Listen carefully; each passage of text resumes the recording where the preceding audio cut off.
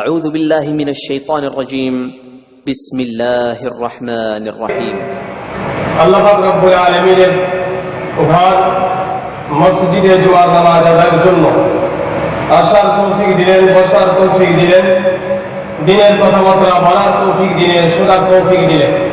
সেই মহান প্রভুর দরবারে সর্বপ্রথম শুকরিয়া আদায় করি, সকলে বলি আলহামদুলিল্লাহ। আল্লাহ পাক রব্বুল আলামিন তার দয়া অনুগ্রহ যে আল্লাহ তাআলা আমাদেরকে আখির জামানার পয়গম্বর বিশ্ব নবী মুহাম্মদ আরবি রাসূলুল্লাহ সাল্লাল্লাহু আলাইহি ওয়াসাল্লামের উম্মত হিসেবে আমাদেরকে দুনিয়ায় আসার তৌফিক দিলেন। আল্লাহ পাক রব্বুল আলামিনের আর শুকরিয়া যে মহান আল্লাহ তাআলা এই ফিতনা ফাসাদের জামানায় ঈমানকে নিজের নিকটে রেখে, কাছে রেখে, সুস্থ শরীর নিয়ে আল্লাহ তাআলার ইবাদতের জন্য আল্লাহ পাক রব্বুল আলামিন আমাদেরকে আসার তৌফিক দিয়েছেন। এই জন্য সেই মহান প্রভুর দরবারে আবার শুকরিয়া আদায় করি আলহামদুলিল্লাহ। হযরত ঈসা আলাইহিস সালাতু ওয়াস সালামের দুনিয়া থেকে যাওয়ার পরে 570 বছর অথবা 72 বছর এই পৃথিবীতে কোন নবী রাসূল আগমন করে নাই।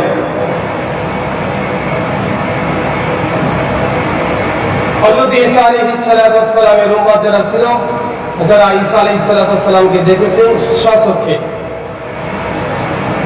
তারা যতদিন জীবিত ছিল ততদিন দিনের দাওয়াত তারা দিয়ে গেছে। তারা যখন দুনিয়া থেকে চলে গেছেন, পরবর্তী প্রজন্ম যারা আসছে,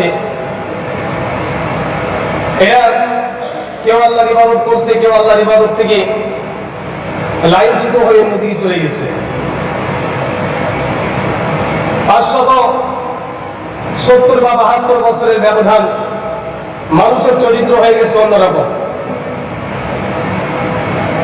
বাঘ যেরকম হরিণ দেখলে আর সহ্য করতে পারে না, হরিণকে ধরতে হবে যে কোনো বিনিময়ে।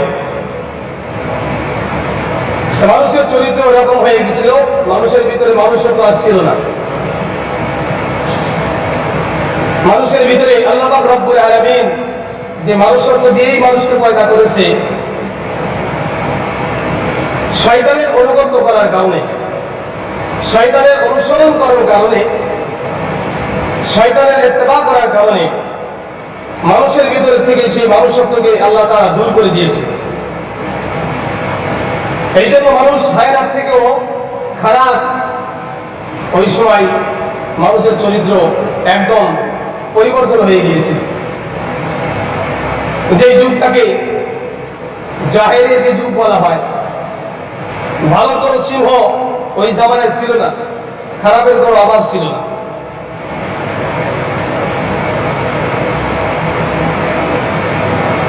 আল্লাহ পাক রব্বুল আলামিনের ঘর বাইতুল্লাহ ছিল,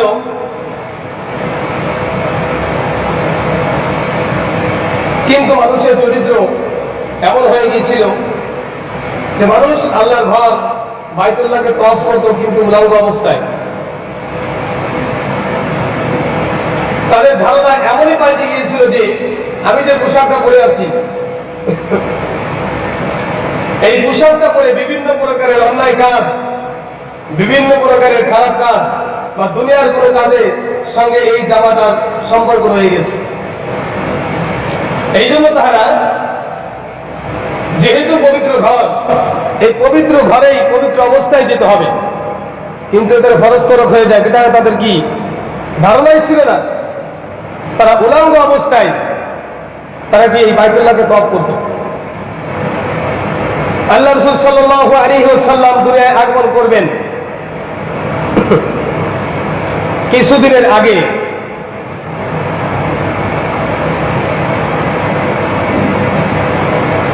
আব্দুল মুত্তালিব, রাসূলুল্লাহ সাল্লাল্লাহু আলাইহি ওয়াসাল্লামের দাদা, হাশেম রাসূলুল্লাহ সাল্লাল্লাহু আলাইহি ওয়াসাল্লামের পর দাদা, মানে বাপের দাদা।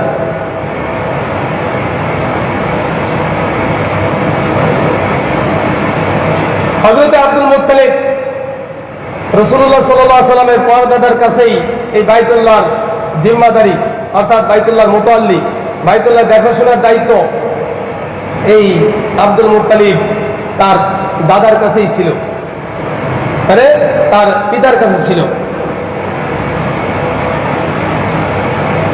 আল্লাহ রাসূল সাল্লাল্লাহু আলাইহি ওয়াসাল্লামের আগমন সম্পর্কে হযরত ঈসা আলাইহিস সালামের বাণী, ঈসা আলাইহিস সালাম আমাদের নবী আগমনের কথা তিনি বর্ণনা করে গেছেন। হযরত মুসা আলাইহিস সালাম, হযরত ইব্রাহিম আলাইহিস সালাম, মুসা আলাইহিস সালাম তুর পাহাড়ে গিয়েছিল আল্লাহর সঙ্গে দেখা করার জন্য, কিন্তু আল্লাহর নূরের তাজাল্লিতে মুসা আলাইহিস সালাম ওই পাহাড়ের পরে বেহুশ হয়ে পড়ে গিয়েছিলেন। তার মৃত্যু হয় নাই একমাত্র কারণ নূরে মুহাম্মাদি, আল্লাহ নবী মুহাম্মদ রাসূলুল্লাহ সাল্লাল্লাহু আলাইহি সাল্লামের কারণেই তার মৃত্যু হয় নাই। হযরত ইব্রাহিম আলাইহিস সালামের আগুন আস্তে আস্তে নিভে গিয়েছিল, এটাও আমাদের নবীর আগমনের কারণেই এই সমস্ত অলৌকিক ঘটনা আল্লাহ পাক রব্বুল আলামিন পৃথিবীতে ঘটিয়েছেন। হযরত আব্দুল মুত্তালিব যখন বাইতুল্লাহর জিম্মাদার মুতাওয়াল্লির দায়িত্ব গ্রহণ করলেন, তখন তিনি বিভিন্ন দেশে, বিভিন্ন জায়গায়, বিভিন্ন দেশের নেতাদের সম্পর্কে, নেতাদের কাছে যাওয়া আসা করত, বিভিন্ন বাদশাদের কাছে চলাফেরা করত। এই জন্য তার কারণে মক্কার মানুষের বিভিন্ন দেশে ব্যবসা বাণিজ্য রাস্তা তার জন্যই খোলা ছিল। এই জন্য সকলেই তাকে সম্মান করত। রসুলের দাদা আব্দুল মুত্তালিবকে সকলেই সম্মান করত, যেহেতু তার কারণেই বিভিন্ন দেশে রাজা বাদশাহ বিভিন্ন এলাকায়, বিভিন্ন দেশেই তারা ব্যবসা বাণিজ্য করার জন্য সুযোগ পেত। আল্লাহ রাসূল সাল্লাল্লাহু আলাইহি ওয়াসাল্লাম আগমনের আগে আব্দুল মুত্তালিব একদিনকে একটা স্বপ্ন দেখলেন। আব্দুল্লাহ হঠাৎ করে একদিন নিজেই একা সফরে গেছে কিছু শিকার করার জন্য। এই আব্দুল্লাহকে মারার জন্য অন্য বংশীয় লোক তারা জানে যে কুরাইশ বংশে একজন লোক এই পৃথিবীতে কুরাইশ বংশের ভিতরে জন্মগ্রহণ করবে এবং এই পৃথিবীটা সে রাজত্ব করবে। আমাদের ধর্মকে তারা সে কি বানচাল করে দিবে, আমাদের ধর্মকে বাদ করে দিবে। এই নূরে মুহাম্মাদি আব্দুল মুত্তালিবের মধ্যে থেকে আব্দুল্লাহর কাছে চলে আসছে। আব্দুল্লাহর চেহারাটা অন্যরকম দেখা যায়। ইতিহাসের ভিতরে পাওয়া যায় সমস্ত মহিলাগণ আব্দুল্লাহকে দেখে তার সঙ্গে বিবাহ করার জন্য প্রস্তাব দিতেন, বিভিন্ন প্রকারের প্রস্তাব দিতেন। সুন্দরী মহিলা রাজা বাদশাদের মেয়ে আব্দুল্লাহর সঙ্গে বিবাহ করার জন্য, কারণ আব্দুল্লাহর ভিতরেই নূরে মুহাম্মাদিকে আল্লাহ পাক রব্বুল আলামিন ঢুকাই দিয়েছেন। এই নূরে মুহাম্মাদির তাজাল্লিতে তার চেহারাটা অন্যরকম আকর্ষণ, সমস্ত মহিলারা দেখে তাকে বিবাহের প্রস্তাব দিতেন। আব্দুল্লাহর খুব লজ্জা ছিল, শরম ছিল, তিনি মাথা উঁচু করে কথা বলতে পারতেন না। যখন কোনো মহিলা বিবাহের প্রস্তাব দিতেন ওখান থেকেই কি না বলেই দৌড় দিতেন, ওখান থেকে চলে যাইতেন। তিনি যখন একদিনকে সফরে গিয়েছেন, সফরে গেলে শত্রু বাহিনী তাকে আক্রমণ করার জন্য চতুর্দিক দিয়ে ঘিরে ফেলছে। আব্দুল্লাহকে মেরেই ফেলবে, কারণ ও যদি বেঁচে থাকে তাহলে ওর গর্বেই, ওর কাছ থেকেই উম্মতে মুহাম্মাদি এই পৃথিবীতে আগমন করবেন। তারা চাইতেছে আমাদের বংশেই কি উম্মতে মুহাম্মাদি জন্মগ্রহণ করবে। কিন্তু আব্দুল্লাহ কপালে যে নূর চমকাইতেছিলেন, তারা টের পাইতেছিলেন এই নূর অন্য নূর নয়, এটা হলো নূরে মুহাম্মাদি। আব্দুল্লাহকে চতুর্দিকে ঘিরে ফেলল। দুশমনেরা তাকে আক্রমণ করার জন্য চতুর্দিক দিয়ে ঘিরে ফেলছেন। ওই জঙ্গলের ভিতরে হযরতে আমেনা বিনতে জুহরি, আমেনার পিতা ওই জঙ্গলের ভিতরে যে কোনো কাজের জন্য গিয়েছিলেন। তো উনি নজর করে দেখেন যে আব্দুল্লাহ তো একা, ওই সময় তো যুবক, আব্দুল্লাহ একা, তাকে চতুর্দিক দিয়ে শত্রু তাকে ঘিরাও করে ফেলছে, তাকে আক্রমণ করবে। এই মুহূর্তে এই ফাতেমার, আমেনার পিতা উনি নজর করে দেখেন বিশাল এক সৈন্যবাহিনী কোথা থেকে যেন হঠাৎ করে আগমন করছেন এবং ওই শত্রুর উপরে আক্রমণ করে শত্রুকে পরাস্ত করে ফেলছে। আমেনার পিতা এই ঘটনা দেখে তিনি আব্দুল মুত্তালিবকে তার মেয়ের বিবাহের জন্য আব্দুল মুত্তালিবের কাছে প্রস্তাব দিলেন যে আমার মেয়েকে আপনার ছোট ছেলে আব্দুল্লাহর সঙ্গে বিবাহ দিতে চায়।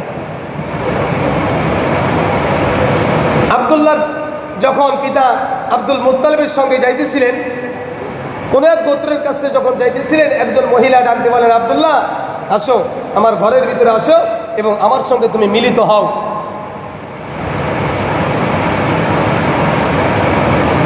আব্দুল্লাহ কয়, আমার পিতার সিদ্ধান্তের উপরে আমি অটল, আমার পিতা যে সিদ্ধান্ত নিবে আমি ওই সিদ্ধান্তকে গ্রহণ করে নিব।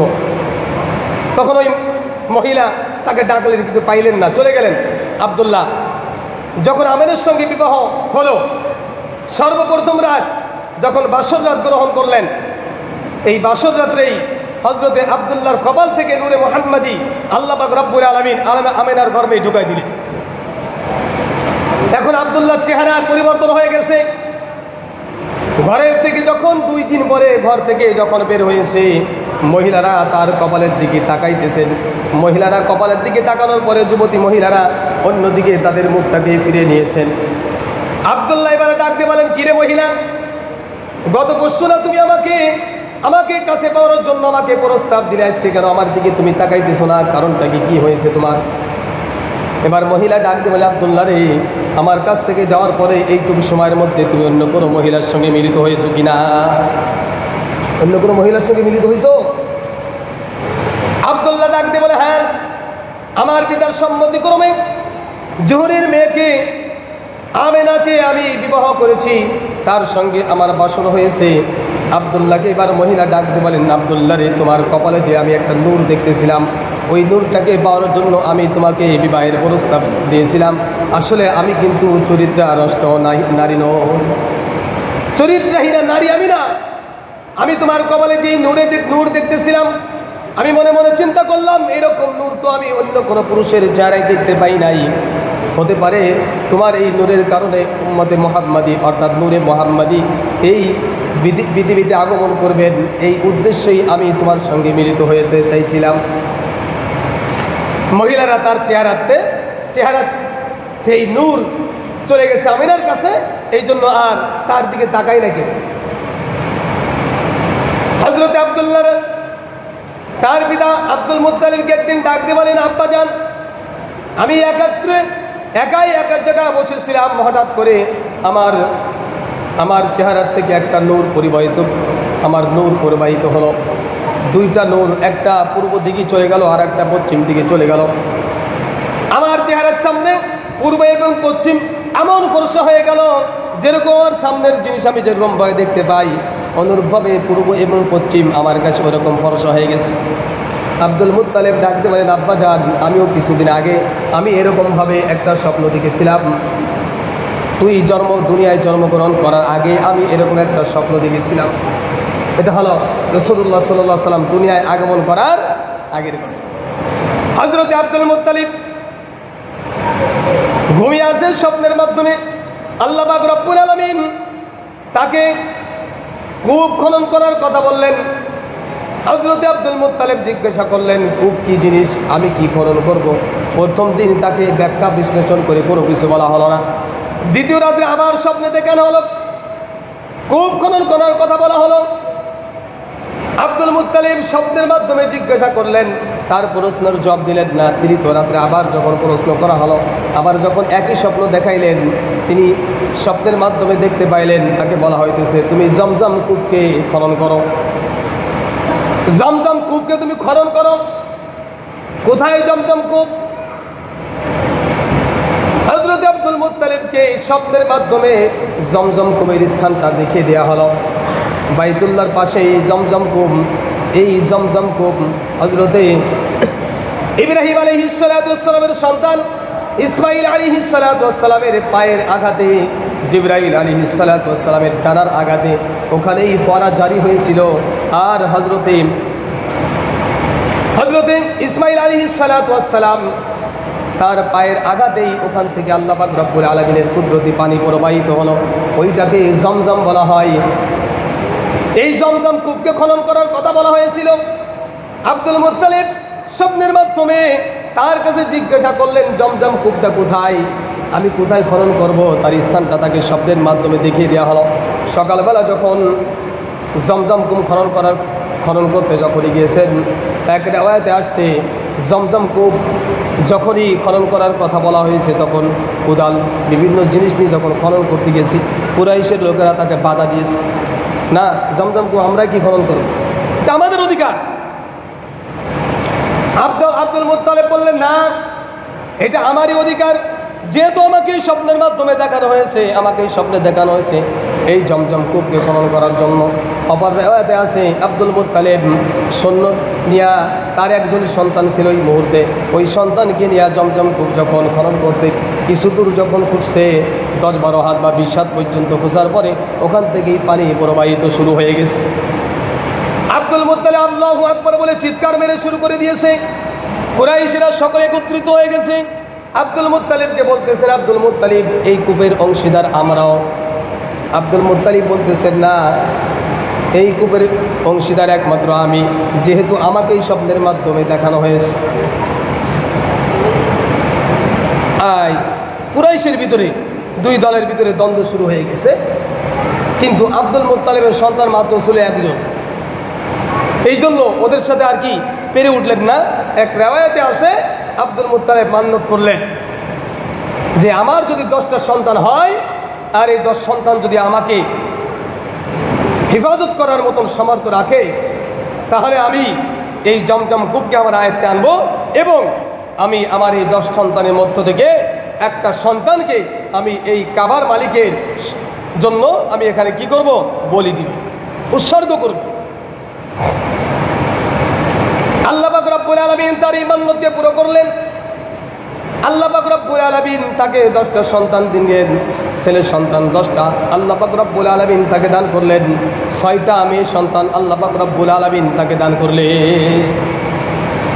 16টা সন্তানের মালিক হয়ে গেলেন, 10টা পুত্র সন্তান আর 6টা মেয়ে সন্তান, কন্যা সন্তান। সন্তান যখন যুবক হয়ে গেছে, শক্তি সামর্থ্য রাখে, আব্দুল মুত্তালিবকে একদিন স্বপ্নের মাধ্যমে দেখানো হইতেছে, আব্দুল মুত্তালিব তোমার স্বপ্নের কথা কি তুমি ভুলে গেছো, তোমার স্বপ্ন কিন্তু এখনো তুমি বাস্তবায়িত করো নাই, কারণ তুমি যে মান্যত মেনেছিলে ওই মান্যত তোমার পুরা করা তোমার জন্য ওয়াজিব হয়ে গেছে।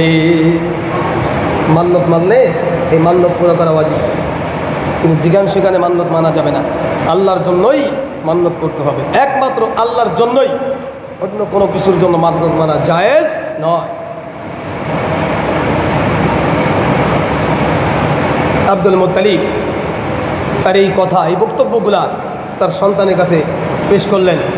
10টা সন্তানকে ডাকলেন, সন্তানকে বললেন যে আমি আল্লাহর কাছে মান্যত করেছিলাম, এই কাবার মালিকের কাছে আমি মান্যত করেছিলাম, যদি আমার 10টা সন্তান হয় আর তারা যদি আমাকে হেফাজত করার শক্তি রাখে, তাহলে আমার এই 10টা সন্তানের মধ্য থেকে একটা সন্তানকে আমি এই কাবার মালিকের জন্যই উৎসর্গ করে দিব, বলি দিব। এই 10 সন্তানের মধ্যে সব থেকে সুশীল, সব থেকে চেহারাবান, সব থেকে সুন্দর, গঠনের দিক দিয়েও চেহারার দিক দিয়েও এই সুন্দর ছিল একমাত্র হযরত আব্দুল্লাহ। 10টা সন্তান প্রস্তুত গ্রহণ করলেন, পিতাকে ডাকতে বললেন, আমাদের মধ্য থেকে যাকে আপনি পছন্দ করেন তাকে আপনি আল্লাহর জন্য বলি দিতে পারেন, আমরা 10 জনই প্রস্তুত আছি। 10 জনই প্রস্তুতি গ্রহণ করলেন। আব্দুল মুত্তালিব চিন্তা করলেন 10 জনকে তো নয়, একজনকে আমি দিব, কিন্তু কাকে দিব, কাকে দেওয়া হবে? ওই কাবার ভিতরে 6টা তীর ওখানে রাখা থাকতো, নিজের ভাগ্যকে নির্ধারণ করার জন্য, নির্ণয় করার জন্য ওই তীরগুলোকে নিক্ষেপ করা হতো। ওখানে 360টি মূর্তি ওখানে ছিল, এক একজন মূর্তির এক একটা ক্ষমতা তারা বলতো আর কি, এক একটা মূর্তির এক এক ক্ষমতা। আব্দুল মুত্তালিব 10 জনকে নিয়ে লটারি সিস্টেম করার জন্য 10 জনের নামের তালিকার ভিতরে লটারি শুরু করে দিলেন। লটারির মাধ্যমে যার নাম সর্বপ্রথম আসবে তাকে আমি আল্লাহ রাস্তায় কুরবানি করে দিব, বলি দিয়ে দিব। হযরত আব্দুল মুত্তালিব ওই সময় আমিনার সঙ্গে বিবাহ হয় নাই, আব্দুল্লাহর এখনো বিবাহ হয় নাই। ওই সময় আব্দুল মুত্তালিব যখন লটারি করলেন, সর্বপ্রথম লটারির নাম আসলো আব্দুল্লাহর নাম। আব্দুল্লাহর নাম চলে আসছে। আব্দুল্লাহ প্রস্তুত আল্লাহর জন্য উৎসর্গ করার জন্য, সেও প্রস্তুত। আব্দুল মুত্তালিব চিন্তা করলেন, না একবার হবে না, আমি আরো লটারি করব। বারবার 3 বার যখন লটারি করলেন, 3 বারই আব্দুল্লাহর নাম যখন আসলেন, আব্দুল্লাহর হাতটা ধরে ওই যে একটা মূর্তি, ওই মূর্তির কাছে নিয়ে যাওয়ার জন্য তিনি অগ্রসর হলেন। কুরাইশের লোকেরা তারা পিছন দিয়ে বাধা দিলে, আব্দুল মুত্তালিব তুমি কি করতে চাইতেছো? আমার মান্যতকে আমি পুরা করতে চাই, এই জন্য আমার সন্তানকে আমি আল্লাহর জন্য, এই কাবার মালিকের জন্য আমি উৎসর্গ করতে চাই। কুরাইশেরা সকলে মিলে বাধা সৃষ্টি করলেন, আজকে যদি আপনি আপনার সন্তানকে বলি দেন তাহলে এটা কিয়ামত পর্যন্ত জারি থাকবে, সমস্ত মানুষে তার মান্যত পুরা করার জন্য তার সন্তানকে বলে দিবে। এই জন্য দেখেন অন্য কোনো পথ পন্থা আছে কিনা, এটা আপনি চিন্তা ভাবনা করে দেখেন।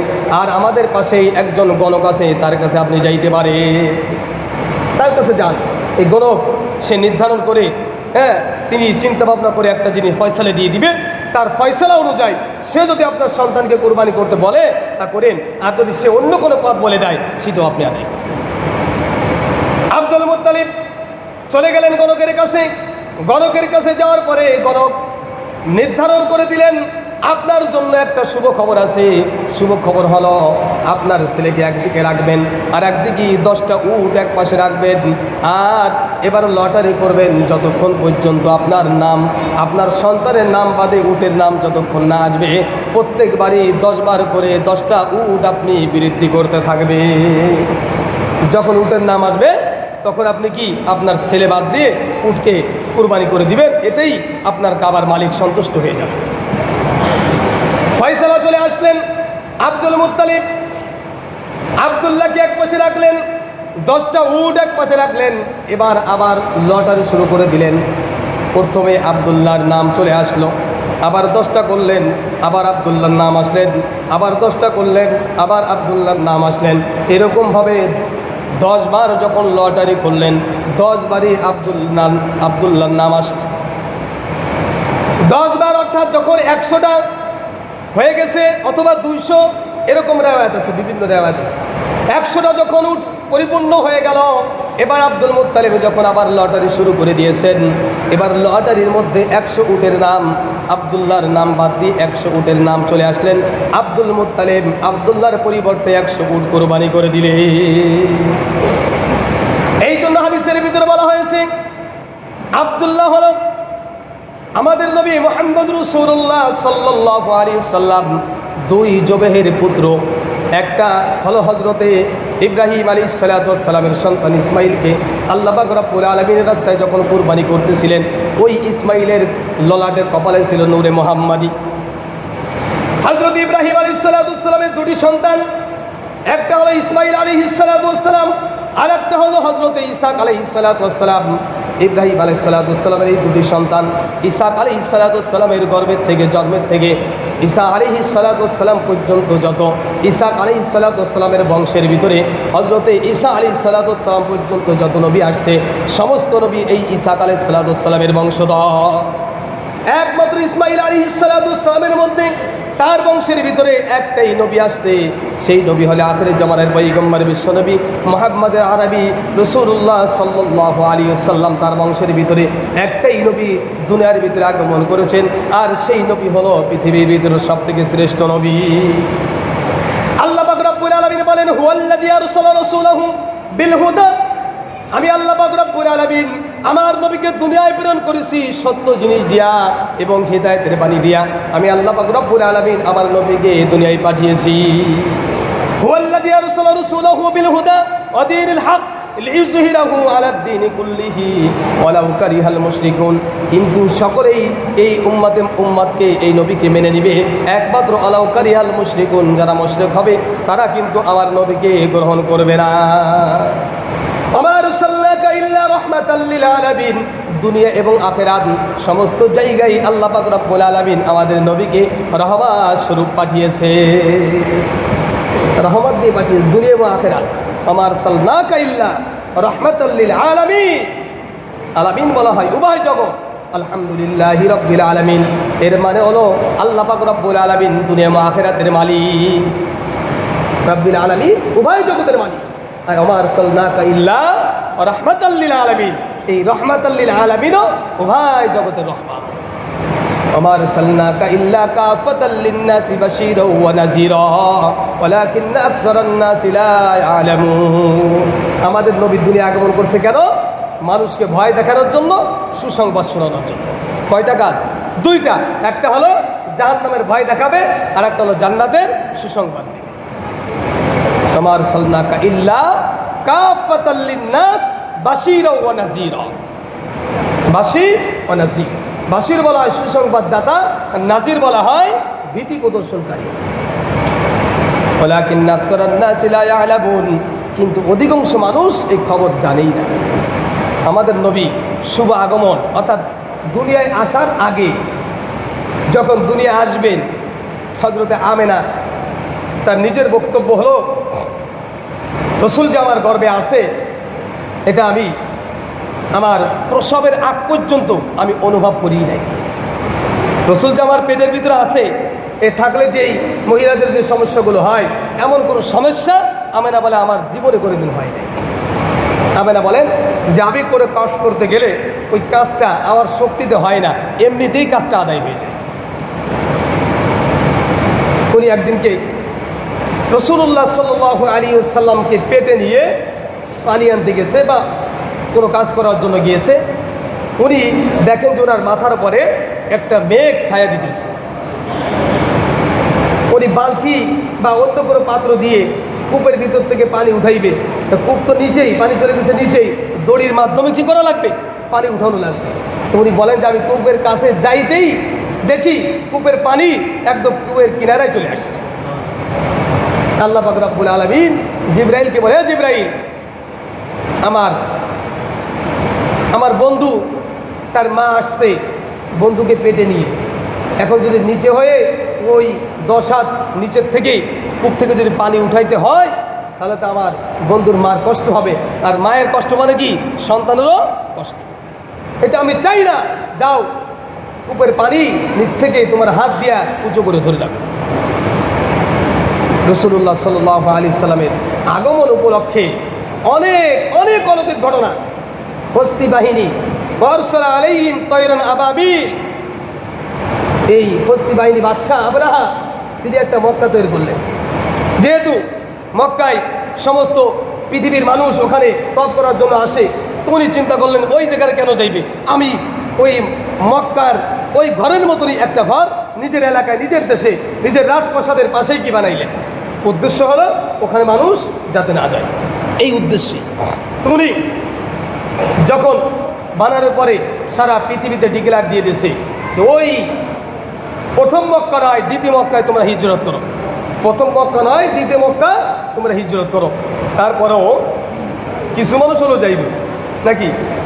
হকের দিকে কিছু মানুষ যাইব না? না, হকের দিকে মানুষ যদি বেশিও যায়, কিন্তু হকের দিকে মানুষ তো কিছুটা হলেও থাকবে। কিন্তু হকের বিজয় সবসময় আল্লাহ পাক রব্বুল আলামিন কোরআনের ভিতরে ঘোষণা করছেন, অকুল জাল হক ও যাকাল বাতিল ইন্নাল বাতিলা কানা যাহুকা। হক আসবে, বাতিল দৌড়ে পালাইবে। আলো আসবে, অন্ধকার দূর হয়ে চলে যাবে। হিদায়াত আসবে, গুমরাহি দৌড় দিয়ে চলে পালাই যাবে। তা যখন আবরাহা দেখলেন যে না, মক্কা তো যাইতেছে মানুষ, আমার এখানে আসতেছে না,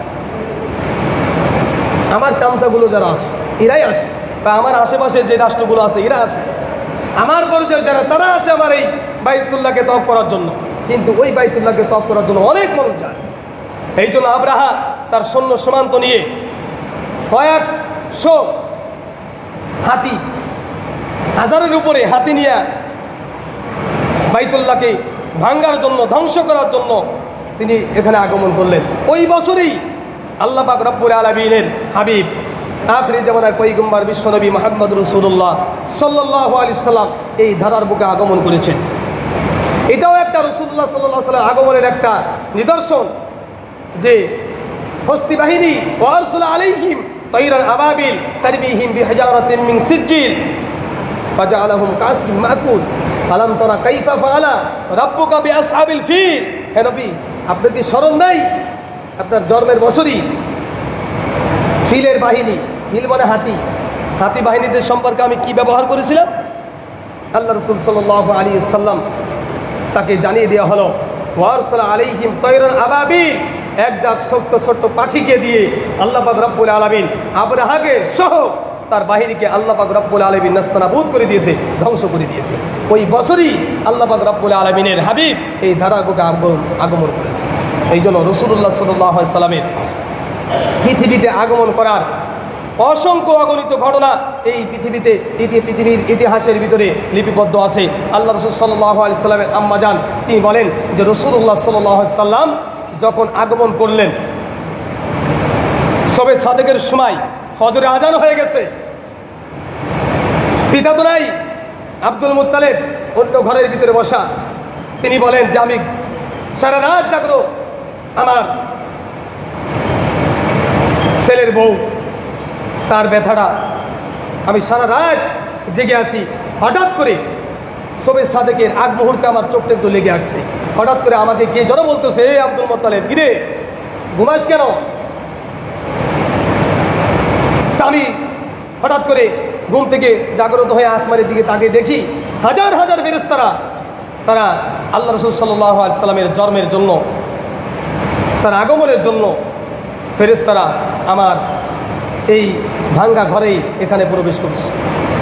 আব্দুল মুত্তালিব তিনি বলেন যে আমার ঘরে ওই সময় কোনো আলোর কোনো ব্যবস্থা ছিল না। আমি আলো আলোর জন্য বাইরে যাইব এমন মুহূর্তে দেখি আমার নাতি যে ঘরের ভিতরে, ওই ঘরটা লাইটিং হয়ে গেছে। আসমান থেকে সরাসরি একটা আলো আল্লাহ পাক রব্বুল আলামিন পাঠিয়ে দিয়েছে। আমেনা বলেন যে আমার ভিতর থেকে একটা নূর বের হলো। এই নূরটাকে আমি এমনভাবে আলো দিতেছে, সিরিয়া কোথায়? সিরিয়ার রাষ্ট্রগুলো আমার চোখের সামনে এমন কেমন জন্য সিরিয়া আমার চোখের সামনে এনে দেওয়া হয়েছে। আমি ওই আলোর সাহায্যে আমি দেখতে পাইছি। আর বাদশাহের সিংহাসনগুলো এরকম কাঁপতেছে, আর একটা খসে খসে পড়ে দিচ্ছে। 360টি মূর্তি ছিল, ওটাও ভেঙে থুবড়ে মুখ থুবড়ে দিচ্ছেই ওটা সিদ্ধা অবস্থায় পড়ে গেছে। এটা রাসূলুল্লাহ সাল্লাল্লাহু আলাইহি সাল্লামের আগমন উপলক্ষে আল্লাহ পাক রব্বুল আলামিন বিভিন্ন সময় বিভিন্ন ঘটনা ঘটিয়েছেন। এই জন্য আগামী মাসেই রবিউল আওয়াল সফর মাস চলে যাইতেছে। আগামী মাসেই রাসূলুল্লাহ সাল্লাল্লাহু আলাইহি সাল্লামের জন্ম এবং মৃত্যু। আল্লাহ পাক রব্বুল আলামিন নবীর আদর্শ নিয়ে আল্লাহ পাক রব্বুল আলামিন দুনিয়ায় আল্লাহ রাসূলকে কেন পাঠিয়েছেন? ওয়াল্লাযী আরসালা রাসূলাহু বিল হুদা ওয়া দীনিল হক, হিদায়াত এবং সত্য বাণী দিয়েই রাসূলকে এই দুনিয়ায় পাঠিয়েছেন। হককে বাতিলের থেকে পার্থক্য করার জন্য, গুমরাহিকে হিদায়াত থেকে পার্থক্য করার জন্য রাসূল এই দুনিয়ায় আগমন করেছে। রাসূলের আদর্শ নিয়ে আমাদেরকে বাঁচতে হবে যতদিন আমরা দুনিয়ায় বেঁচে থাকি। আল্লাহ পাক রব্বুল আলামিন যা কিছু বললাম শুনলাম, সর্বপ্রথম আমাকে এবং সকলকে আমল করার তৌফিক দান করুক। ওয়া মা তাওফীক ইল্লা